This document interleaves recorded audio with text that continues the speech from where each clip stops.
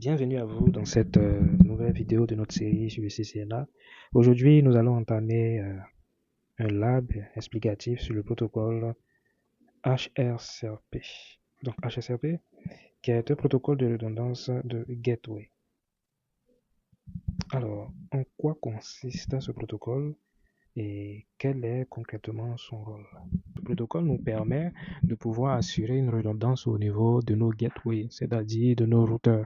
Ici, comme vous pouvez le remarquer sur la topologie, nous avons deux routeurs R1 et R2 qui sont tous les deux connectés au switch et donc on va dire qu'ils appartiennent au même réseau.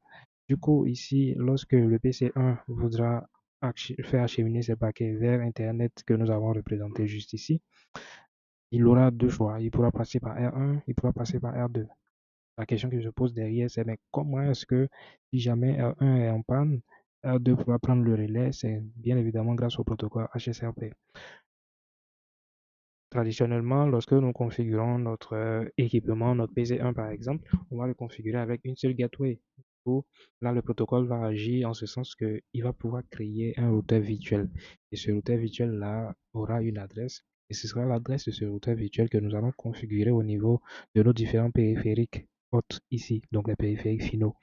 Et c'est grâce à cette adresse IP virtuelle, il sera aussi renseigné bien sûr au niveau des deux routeurs ici, afin de leur faire comprendre que l'algorithme HSRP les aidera à faire ce qu'on appelle du standby. Et donc, ils vont créer un groupe de routeurs, ok?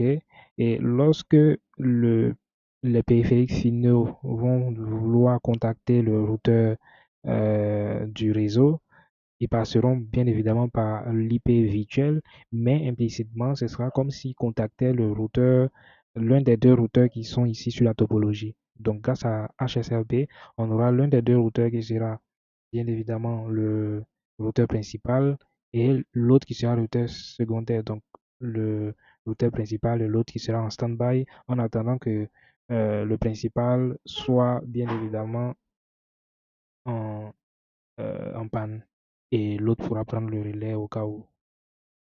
Ainsi, si jamais le premier est en panne, l'autre prend le relais et si celui qui est en panne revient maintenant en vie, en griffe, il pourra reprendre sa place si jamais on a configuré les choses de cette manière. OK? Donc, nous passons directement à la configuration. Ce que nous allons faire. Pour commencer, nous allons déjà définir les différentes adresses. Nous sommes sur le réseau 192.168.10.0. Donc pour le PC1, nous allons lui donner 192.168.10.10. Ensuite, pour le routeur R1, nous allons lui donner le 192.168.10.2. Pour le routeur R2, nous allons lui donner 192.168.10.3. Ainsi, on pourra maintenant attribuer l'adresse IP virtuelle, donc le routeur virtuel, avec une adresse de 192.168.10.1. Adresse qui sera utilisée bien évidemment pour être spécifiée au niveau des deux routeurs, voilà, et aussi au niveau du périphérique. Ok. Donc, ceci étant fait, nous avons fini tout ce qui est de l'adressage. Nous allons maintenant passer à la configuration.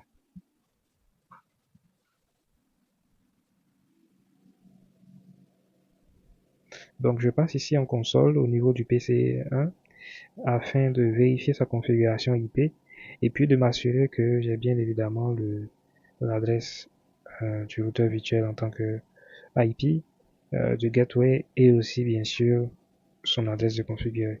Donc comme on peut le voir en faisant un show IP, je peux voir ici le 192.168.10.10 et puis comme gateway 192.168.10.1 qui est l'adresse du routeur virtuel et donc ici c'est déjà configuré.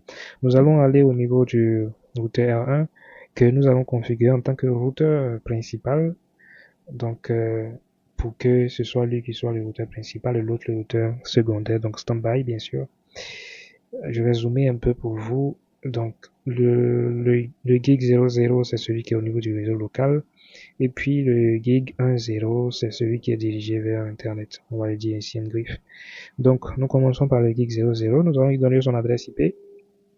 192.168.10.2 suivi de son masque de sous-réseau 3x255.0. Et bien sûr, c'est avec la commande IP adresse.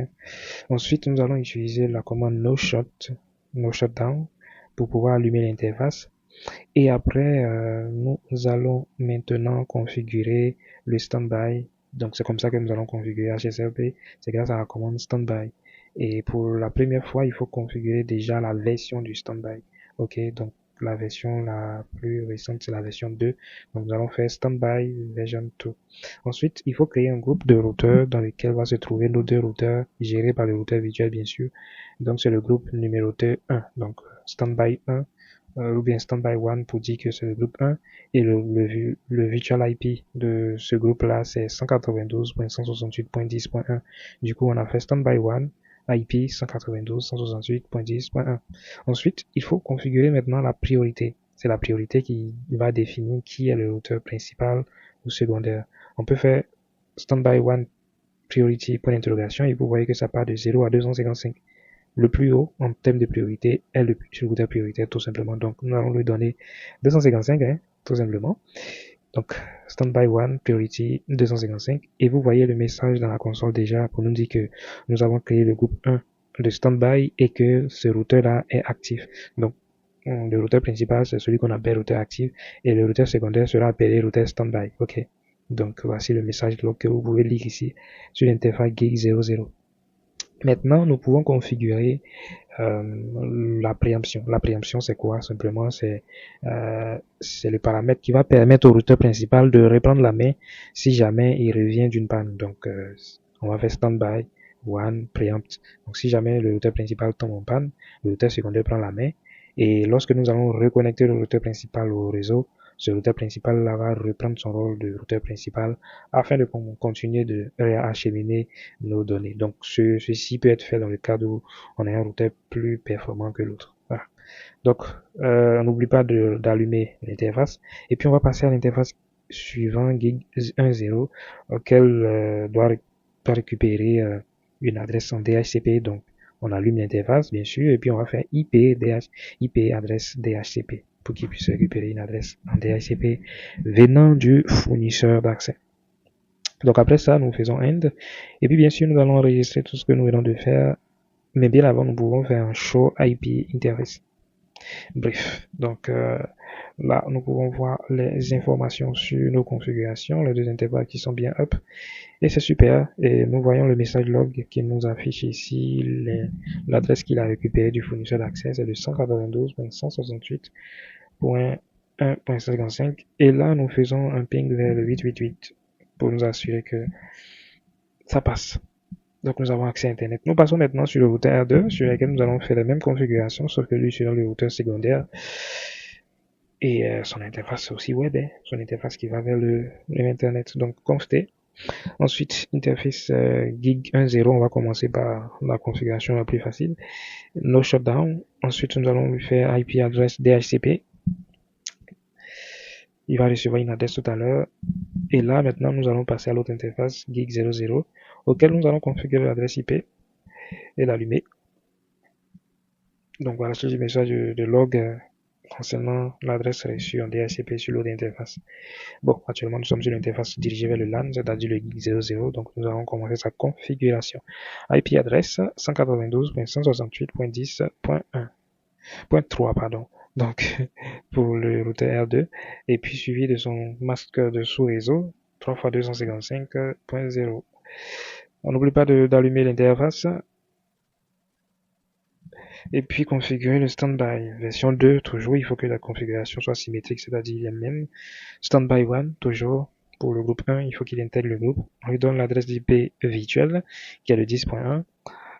avec la commande standby1 IP 192.168.10.1. Et puis maintenant, on va faire standby1 toujours pour lui donner sa priorité. Il faut savoir que la priorité par défaut est de 100, donc on n'a pas besoin vraiment de configurer, mais on peut mettre 100 quand même. Donc standby1 priority 100. Pour le preempt, pas besoin puisque c'est le routeur secondaire, donc on va pas configurer ce paramètre-là ici. On fait no shut pour pouvoir, no shutdown bien sûr, pour pouvoir allumer l'interface et end. Ensuite, nous allons vérifier les informations d'IP Show IP Interface Brief. Et là, nous constatons que les deux interfaces sont bien validées.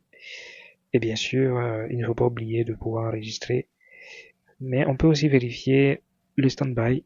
Donc, pour voir ce qui a été configuré. Désolé. Et là, nous voyons que l'état de ce routeur est en standby, donc c'est le routeur secondaire.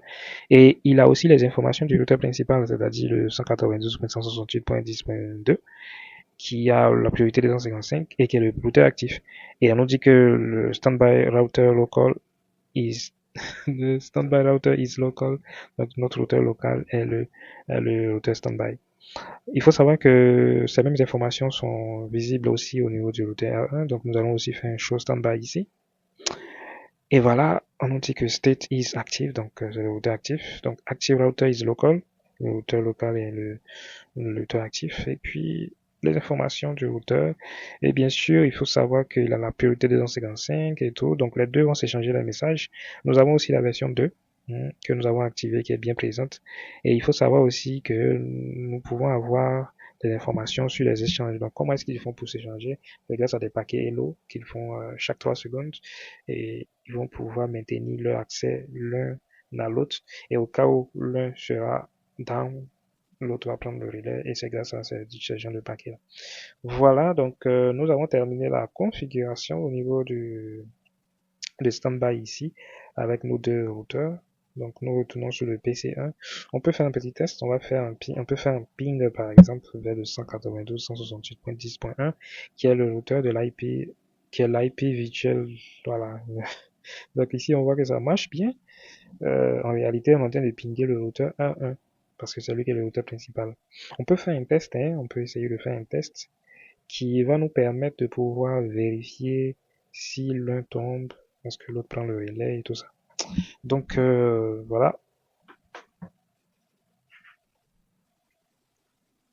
Alors, donc ici, nous allons essayer bien évidemment de faire un ping vers le routeur en continu, donc l'IP virtuel en continu.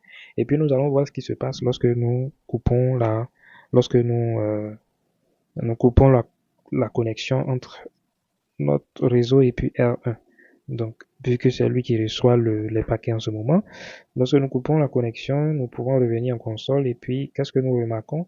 Nous remarquons ici que on a perdu quelques paquets le temps que le routeur secondaire reprenne la main. Mais tout de suite derrière, quelques fractions de secondes après, le trafic continue de marcher tout simplement. Donc ce serait pareil si jamais on avait essayé la connexion sur Internet et tout. Si vous voyez le message de log ici, on se rend compte que le standby est devenu actif. Donc ça veut dire que le routeur principal n'est plus disponible, donc le routeur secondaire reprend la main tout simplement. Ok, donc si on refait ici un show standby, vous allez remarquer que voilà, il est passé en mode actif. Et là maintenant, on ne sait plus où est le routeur principal. Maintenant, on va réessayer la connexion. On connecte le routeur R1 et puis vous allez remarquer que les paquets continuent de partir. Et pendant ce temps, qu'est-ce qui va se passer? Il va reprendre son rôle principal. Du coup, lorsqu'on revient ici et qu'on fait un show standby, vous allez remarquer ce qui va se passer. Bon, normalement, on devrait recevoir les messages dans le terminal, mais non. Vous remarquez, preempt enable router active is local. Donc là, si on retourne sur le routeur R2, vous allez remarquer qu'il a reçu un message log ici pour lui dire qu'il est repassé en standby parce que le routeur principal est revenu à la vie. Donc voilà un peu comment est-ce que vous pouvez faire la configuration de HSRP pour la redondance de gateway dans votre réseau. Merci d'avoir suivi cette énième vidéo sur la série du CCNA. Bonne préparation à vous, refaites le lab et on se dit à bientôt.